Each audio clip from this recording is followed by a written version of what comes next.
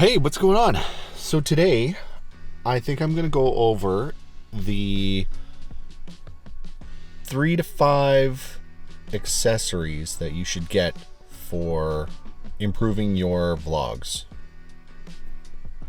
Let's get at her. Alright, let's go. I'm gonna eat some lunch outside too while I'm at it. And hopefully we don't get attacked by some bees. We want to take our vlogs and your YouTube videos up to better quality than just, say, maybe your standard phone or your regular point-and-shoot camera type thing, whatever it is. So a few things that you should definitely have that are, I don't want to say required, but are essential.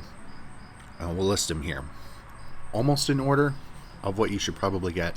If you can't get everything all at once, you should kind of get them in this order. I want to preface this with two things. First of all, the items that you get don't have to be super expensive, but you should spend a little bit of money on them so that they're not the cheapest things. Because I've learned that you should spend a little bit of money the first time, because you're gonna buy again. You're gonna have to replace it, either that or just the quality just isn't there. So save your money so that you can actually get something that's not like super duper cheap. The second thing is, all of these items that I'm gonna show, this is what I've ended up purchasing. I've bought. They're all my stuff, so there's no sponsorships or anything like that. I'm not there yet. So first thing on the list that you're gonna want to buy is a decent microphone. Now, normally when I do vlogs, I film them on my my Sony ZV-1F. That's this little guy right here. And what is always pretty much on it now is an external microphone. Now this particular one here, this is the Sennheiser MKE200. What I've normally filmed most of my previous videos on was the Rode Video Micro, so it's a very small shotgun mic. I've since upgraded that microphone for my better A6100 that we're filming on right now. But in general, you're just gonna need a very small microphone, small shotgun mic, so it's not so like in your face or huge or anything like that. This is just very small, fits on top of the camera, has great audio, and you're not going to spend a ton of money on this. Like I said, it doesn't have to be specifically this Sennheiser mic. I just like it because it's small.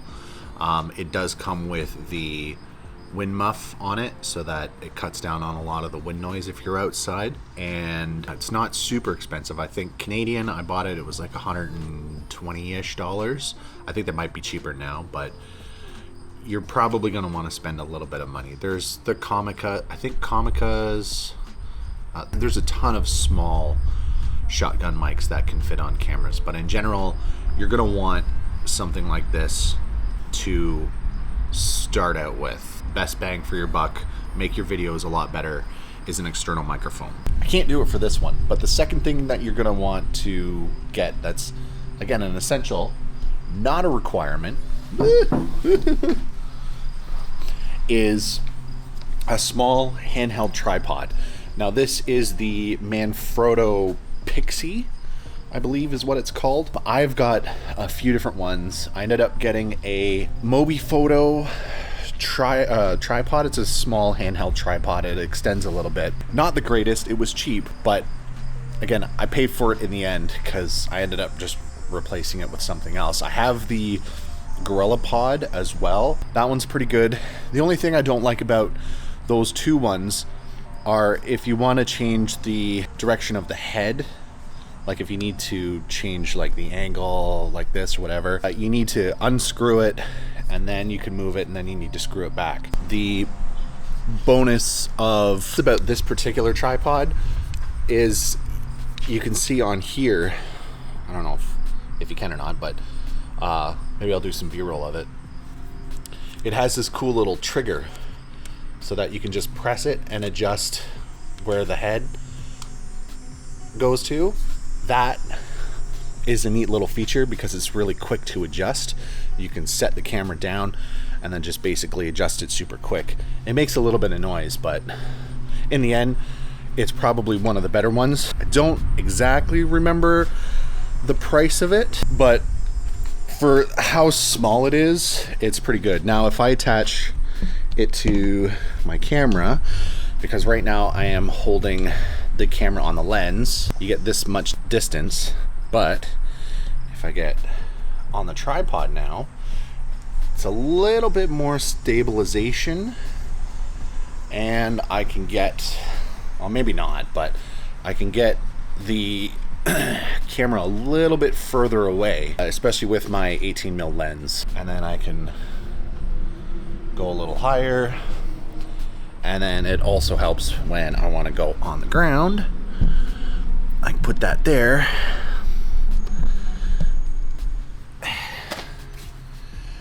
And now, and it's quick adjustments, just like that. That's the bonus of the Manfrotto tripod, is a super fast adjustments. And I can just go, trigger, pick it up, and away we go.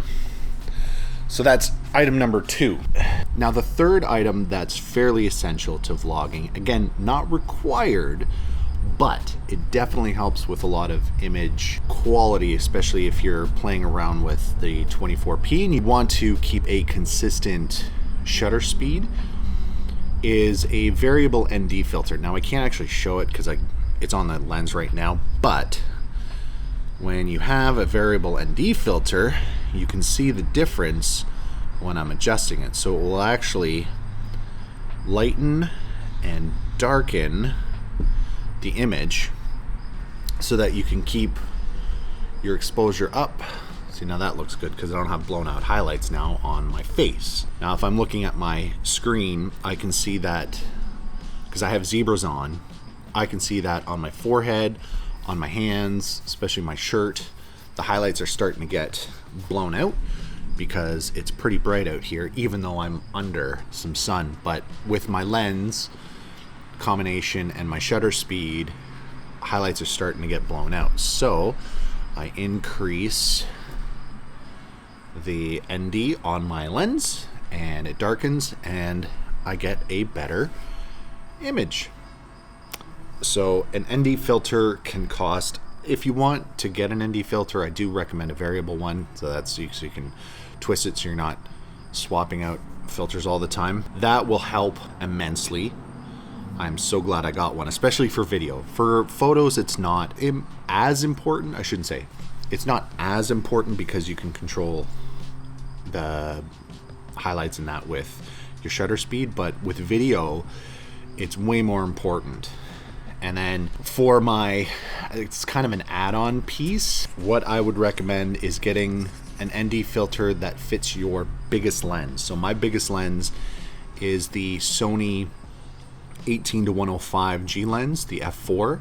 The end of that particular lens is 72 millimeters. Now for my Sony ZV-1F, I use that ND filter on there as well, but since you can see the lens is way smaller, that particular one won't fit on there. So instead of buying a second variable ND, which is just cost prohibitive, I bought a step-up ring. So this was like, I don't know, $5 or $10. My ND filter, I think, was around $50 or $60. I didn't buy the most expensive one. Whoa.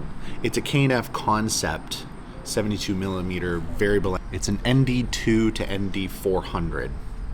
I don't know what that means. It's just, that's how much it darkens it by. But basically, I just have the step-up ring for this particular lens. This also works on the kit lens. And then I have another step-up ring for my 15 millimeter, the 1.8 lens. So essentially, I can just stick this on here and it pretty much just lives on here. And then I just put the ND filter on there and then that's how it works. Those are the top 3 kind of essential accessories that I would purchase, that I would recommend getting for your vlog setups. Again, you don't need them. You can get them all. You can get even those same ones for your smartphone. I have an ND filter for my phone for this case. This is the Polar Pro case. And then I have the 3-stop ND filters for this phone, so it helps with that. And then just a couple other things that I would recommend getting. They're optional, useful though, is I would get some extra batteries. Would help if you're out on a long shoot, so you're not charging and you're not stuck with a dead camera, because that would always suck.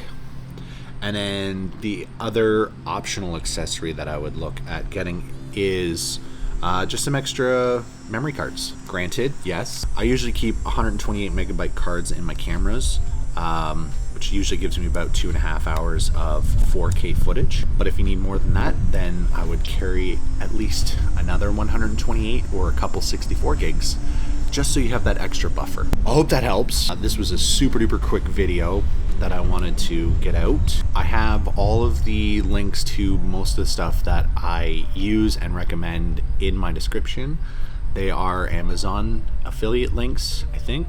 So if you do want to purchase some, thanks. It helps. All the money is basically reinvested into the channel just to make it a little better. But that is it for today. Thank you for watching.